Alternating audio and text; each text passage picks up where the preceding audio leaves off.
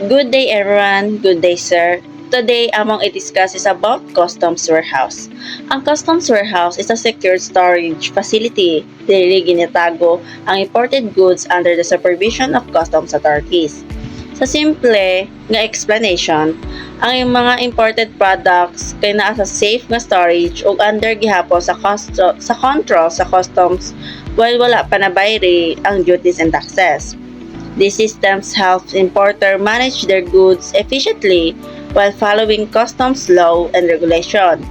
In this report, among hisgutan ang purpose, advantages and disadvantages, customs control and regulation, and the process flow of a customs warehouse. Purpose of customs warehouse: to provide a secure storage facility for imported goods, to keep goods under customs control and supervision, to allow importers to delay payment of duties and taxes, to give time for planning distribution, sale, or processing of goods, to ensure compliance with customs laws and regulations, to prevent illegal entry, smuggling, or unauthorized release of goods. So now, for the purpose of customs warehouse, first, para naa sila secure nga storage for imported goods, and the second, para ma-monitor gihapon sa custom ang mga goods. And then, third, para ma-delay ang payment sa duties and taxes. And the fourth one, hatagan og time ang importer to plan kung unsaon pag-distribute or sell ang mga goods.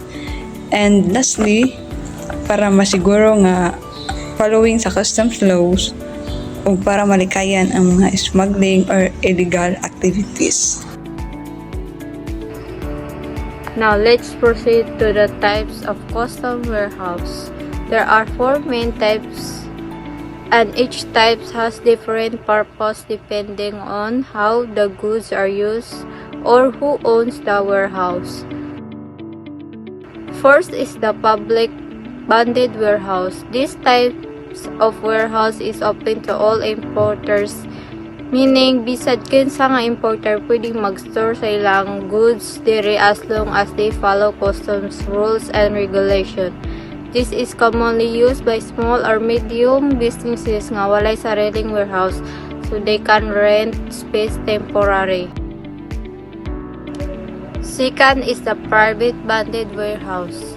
This warehouse is owned and used by only one importer or company. Dili ni siya open sa public. The advantage ani is that company has full control over their goods and operation inside the warehouse. Usually, dako nga companies ang naaani because they are their importer goods regularly. Third is the manufacturing bonded warehouse. In this type, the imported goods are not just stored, but also processed or manufactured. For example, raw materials are imported and then turned into finished products before being sold or exported.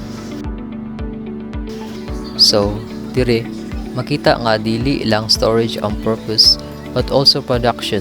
Duties and taxes are still delayed until the final product is released. And lastly, the government custom warehouse. This type is operated by the government. Diri ginabutang ang mga seized, abandoned, or forfeited goods. For example, kanang mga illegal items or shipments nga wala gi-claim sa importer. These goods are kept here until they are properly disposed of according to the law. So overall, the main difference among this type is based on ownership and purpose. Some are for public use, some are private, some are for manufacturing, and others are for government control. That's all for the types of customs warehouse. Now, for the advantage and disadvantage, sa advantage, makadelay og payment sa taxes which is helpful sa negosyo. Secure ang storage sa goods, flexible ang importer kung when i-release or sell ang goods, and ma-manage nila ilang cash flow. Sa disadvantage, na ay additional storage fees, strict kayo ang rules sa custom. Dili dayon ma-access ang goods without approval. Possible pod nga ma-damage ang goods while stored. Ang naay penalties kung dili mo follow sa rules. So, the rules and regulation of Customs Warehouse. Customs Warehouse follows strict rules and regulation to ensure legal and organized trade operations. All imported goods must be properly declared and documented before they can be stored inside the warehouse. Customs authorities also conduct inspection and maintain supervision over the goods to prevent smuggling and illegal activities. Access to the goods is limited and they cannot be moved or released without customs approval. Importers are also required to comply with customs laws and submit complete documents and pay the necessary duties and taxes before release. Failure to follow these regulations may result in penalties, delays, or confiscation of goods. So, the process flow.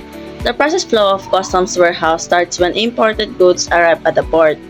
After that, the importer submits the required documents to customs authorities for checking and verification. Next is the inspection and assessment of the goods to ensure nga sakto ang declaration and complete ang requirements. Once na kani ma-approve, the goods are transferred to the Customs Warehouse where they are stored under customs supervision. If the importer wants to release the goods, they must file a request for withdrawal and pay the required duties and taxes. After the final inspection and approval by customs, the goods are finally released or delivered to the importer.